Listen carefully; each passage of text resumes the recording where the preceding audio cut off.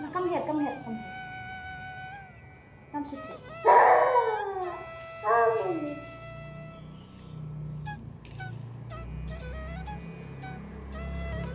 No, Chavi. Uddo.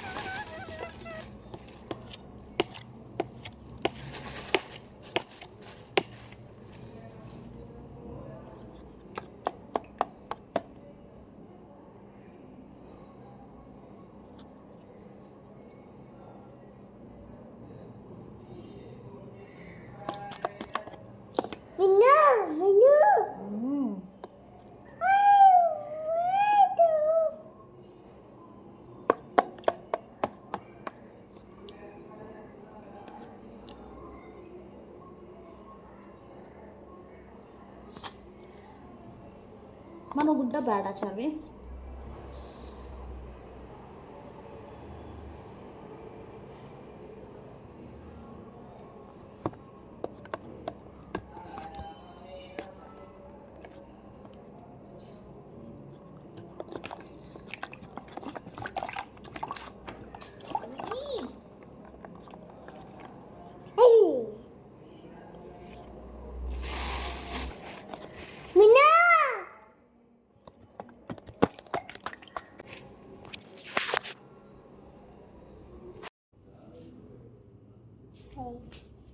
Hey.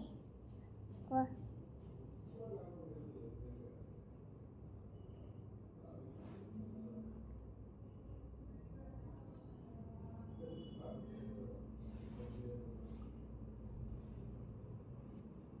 Saka?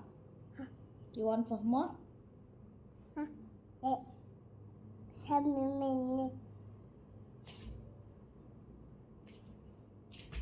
Mosquitoes. You like it? Hi. Nice. Nice. Say thank you, mommy. Thank you, mommy.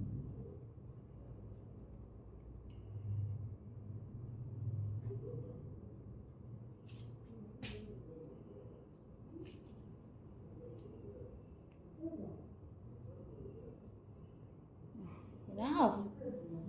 Wow. Wow. Show there. Show to the camera. Wow.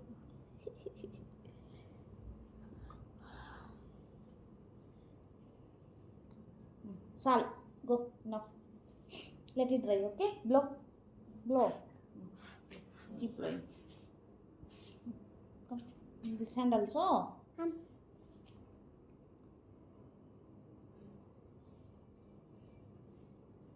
Wow.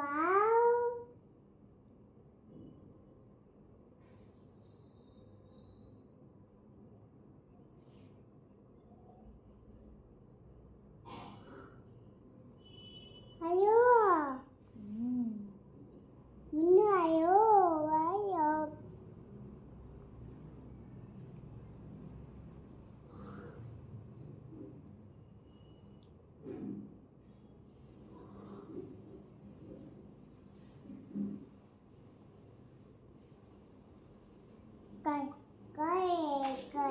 legs call. You want for legs also?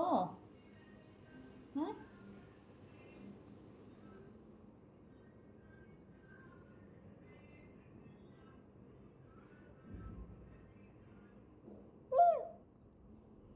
Don't fold your hands. Hmm.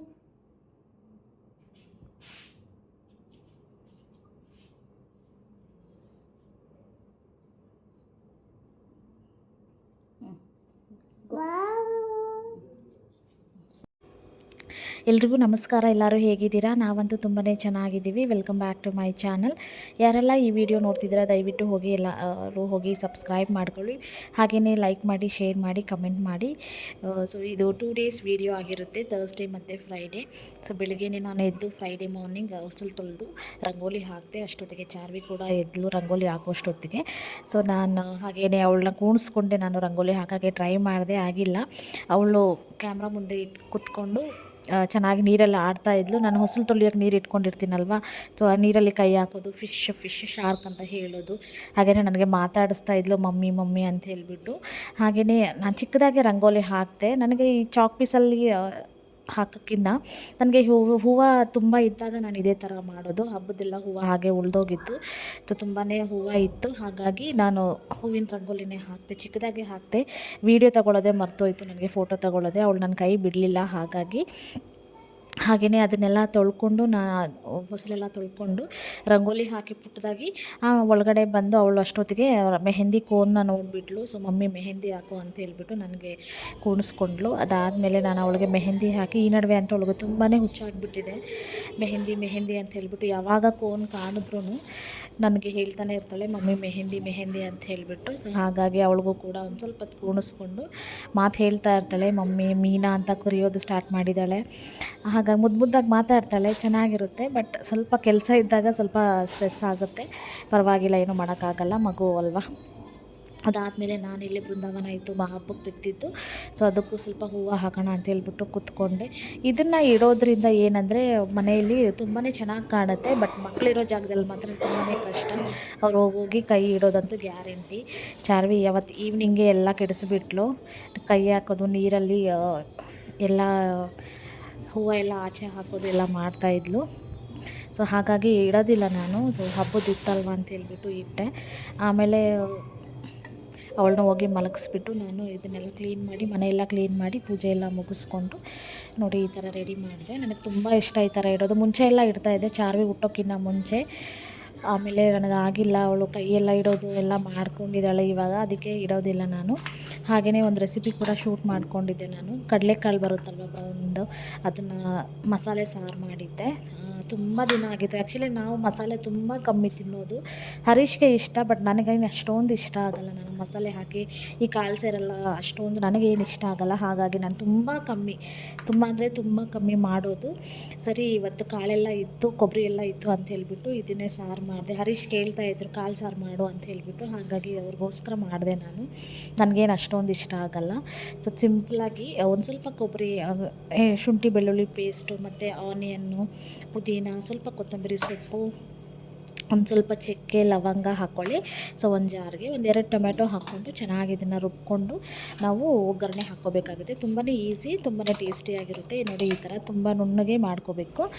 ಒಂದು ಬದನೆಕಾಯಿ ಮತ್ತು ಒಂದು ಆಲೂಗಡ್ಡೆ, ಒಂದು ಅಲ್ವಾ ಸಾಕಾಗುತ್ತೆ ಅಂತ ಹೇಳ್ಬಿಟ್ಟು ಹೆಸರು ಕಾಳು ಮತ್ತು ಕಡಲೆಕಾಳು ಎರಡೂ ನೆನೆಸಿಟ್ಟಿದ್ದೆ ನಾನು, ಮೊಳಕೆ ಬಂದಿತ್ತು ಕೂಡ. ಸೊ ಅದ್ರ ಜೊತೆಗೆ ನಾನು ಒಂದು ಬದನೆಕಾಯಿ ಮತ್ತು ಒಂದು ಪೊಟ್ಯಾಟೊ ತೊಗೊಂಡಿದ್ದೆ. ಸೊ ಎರಡನ್ನೂ ಕಟ್ ಮಾಡ್ಕೊಂಡು ಹಾಕ್ಕೊಂಡು ಉದ್ದುದಕ್ಕೆ ಕಟ್ ಮಾಡ್ಕೊಳ್ಳಿ, ಯಾಕಂದರೆ ನುಣ್ಣಗಾಗ್ಬಿಡುತ್ತೆ. ಹಾಗಾಗಿ ಸೊ ಒಂದು ಕುಕ್ಕರ್ಗೆ ಒಂದು ಸ್ವಲ್ಪ ಜೀರಿಗೆ, ಎಣ್ಣೆ, ಕರಿಬೇವು ಮತ್ತು ಆನಿಯನ್ ಹಾಕ್ಕೊಂಡು ಈ ಕಾಳು ಏನಿರುತ್ತೆ ಇದನ್ನು ಫಸ್ಟಲ್ಲೇ ಹಾಕಿ ಚೆನ್ನಾಗಿ 1-2 ನಿಮಿಷ ಹುರ್ಕೋಬೇಕಾಗುತ್ತೆ ಎಣ್ಣೆಯಲ್ಲಿ. ಆವಾಗ ನಿಮಗೆ ಈ ಕಾಳು ನುಣ್ಣಗಾಗೋ ಚಾನ್ಸಸ್ ಇರೋಲ್ಲ ಎಣ್ಣೆಯಲ್ಲಿ ಹಾಕಿದ್ರೆ. ಆಮೇಲೆ ರುಬ್ಬಿದ ಮಸಾಲೆ ಹಾಕ್ಕೊಂಡು ಇದ್ರ ಜೊತೆಗೆ ನೀರು ಎಷ್ಟು ಬೇಕೋ ಅಷ್ಟು ಕನ್ಸಿಸ್ಟೆನ್ಸಿ ನೀವು ನೋಡಿಕೊಂಡು ನೀರನ್ನ ಆ್ಯಡ್ ಮಾಡ್ಕೊಳ್ಳಿ. ಅದಕ್ಕೆ ನಾವು ಒಂದು ಸ್ವಲ್ಪ ಅರಿಶಿಣದ ಪುಡಿ, ಸ್ವಲ್ಪ ಖಾರದ ಪುಡಿ ಹಾಕ್ಕೊಳ್ಳಿ, ಸ್ವಲ್ಪ ಧನಿಯಾ ಪುಡಿ ಹಾಕ್ಕೊಂಡು, ಉಪ್ಪು ರುಚಿಗೆ ಎಷ್ಟು ಬೇಕೋ ಅಷ್ಟು ಉಪ್ಪು ಹಾಕ್ಕೊಂಡು ನೀರನ್ನ ಅಡ್ಜಸ್ಟ್ ಮಾಡಿಕೊಂಡು ಕುಕ್ಕರಲ್ಲಿ ಒಂದು 3 ವಿಷಲ್ ತೊಗೊಂಡ್ರೆ ಸಾಕು. ತುಂಬಾ ಟೇಸ್ಟಿಯಾಗಿರುತ್ತೆ. ಒಂದು ಸಲ ಟ್ರೈ ಮಾಡಿ ನೋಡಿ ಈ ಥರ. ಆಮೇಲೆ ಯಾಕೋ ಪಾಯಸ ತಿನ್ನಬೇಕು ಅಂತ ಅನಿಸ್ತಾ ಇತ್ತು. ಸರಿ ಪಾಯಸನೂ ಮಾಡ್ಕೊಂಬಿಡೋಣ ಅಂತ ಸ್ವಲ್ಪ ಹಾಲು ಎಕ್ಸ್ಟ್ರಾನೇ ಇತ್ತು, ಹಾಗಾಗಿ ಪಾಯಸನೂ ಕೂಡ ಮಾಡ್ಕೊತಾ ಇದ್ದೆ. ನಾನು ಒಂದು ಸ್ವಲ್ಪ ಹಾಲು ಇಟ್ಟಿದ್ದೆ ಕಾಯೋಕ್ಕೆ, ಒಂದು ಸ್ವಲ್ಪ ಸೇಮಿಯಾ ಹಾಕಿ ತುಪ್ಪದಲ್ಲಿ ಹುರ್ಕೊಂಡಿದ್ದಾದಮೇಲೆ ಅದಕ್ಕೆ ಸೇರಿಸ್ಕೊಂಡು, ತುಂಬಾ ಈಸಿ, ಗೊತ್ತೇ ಇರುತ್ತಲ್ವ ಎಲ್ಲರಿಗೂ ಪಾಯಸ ಹೇಗೆ ಮಾಡೋದು ಅಂತ ಹೇಳ್ಬಿಟ್ಟು. ಸೊ ಇದನ್ನು ಹುರ್ಕೊಂಡು ಹಾಲಿಗೆ ಹಾಕಿದೆ. ಹಾಲು ಕೂಡ ಉಕ್ಕೋಯ್ತು ನಾನು ಈ ಬಿಸಿ ಬಿಸಿ ಹಾಕಿದ್ದಕ್ಕೆ. ಆಮೇಲೆ ಒಂದೆರಡು ಏಲಕ್ಕಿನ ಜಜ್ಜಿಬಿಟ್ಟು ಹಾಕಿ, ಶುಗರ್ ಎಷ್ಟು ಬೇಕೋ ಅಷ್ಟು ರುಚಿಗೆ ತಕ್ಕಷ್ಟು ಶುಗರ್ ಹಾಕ್ಕೊಂಡು ಬೇಯಿಸ್ಕೊಳ್ಳೋದಷ್ಟೇ. ಸೊ ತುಂಬಾ ಚೆನ್ನಾಗಿತ್ತು. ಯಾಕೋ ಪಾಯಸ ತಿನ್ನಬೇಕು ಅಂತ ಅನಿಸ್ತಾಯಿತ್ತು, ಹಾಗಾಗಿ ಮಾಡಿಕೊಂಡೆ ನಾನು. ಹರೀಶು ಯಾವುದೇ ಥರ ಸ್ವೀಟು ತಿನ್ನೋದಿಲ್ಲ. ಸೊ ಏನೇ ಮಾಡಿದ್ರೂ ನಾನು ಒಬ್ಬಳೇ ತಿನ್ನಬೇಕು, ನಾನು ಚಾರ್ವಿ. ಸೊ ಅಷ್ಟೊತ್ತಿಗೆ ಸಾರು ಕೂಡ ಆಯಿತು. ಸ್ವಲ್ಪ ಗಟ್ಟಿಯಾಗಿತ್ತು, ಮತ್ತು ನಾನು ನೀರನ್ನ ಆ್ಯಡ್ ಮಾಡಿಕೊಂಡೆ. ತುಂಬ ಚೆನ್ನಾಗಿ ಬಂದಿತ್ತು. ಸೊ ಮುದ್ದೆ ಜೊತೆಗಂತೂ ನಿಜವಾಗ್ಲೂ ತುಂಬಾ ಸೂಪರಾಗಿರುತ್ತೆ.